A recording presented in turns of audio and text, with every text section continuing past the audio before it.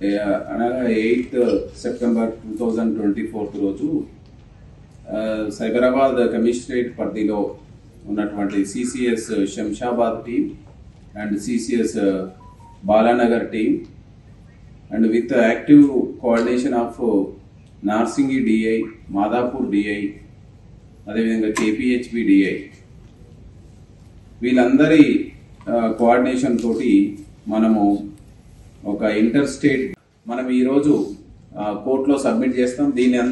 దీంట్లో యాక్టివ్ కోఆర్డినేషన్కి సంబంధించి డీసీపీ బాలానగర్, అదేవిధంగా DCP Madhapur, DCP Rajendra Nagar, DCP Shamshabad, additional డీసీపీలు వీళ్ళందరూ మన Balanagar additional DCP, Madhapur additional DCP, Rajendra Nagar additional DCP and మన శంషాబాద్ అడిషనల్ డీసీపీ, వీళ్ళ యాక్టివ్ కోఆర్డినేషన్ తోటి మన సిసిఎస్ టీం నుంచి Kalingarao ACP and Shashank Reddy ACP వీళ్ళంతా ఒక గ్రూప్గా దీని మీద నిఘా పెట్టి వీళ్ళని పట్టుకోవడంలో, వీళ్ళని చట్టపరిధిలోకి తీసుకురావడంలో సక్సెస్ఫుల్గా ముందుకెళ్లడం జరిగింది.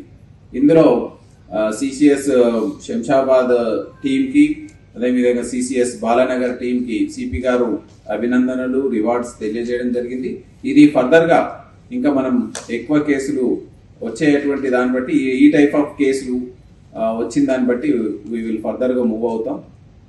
ఇది దీనికి సంబంధించినటువంటి సమాచారం. Thank you.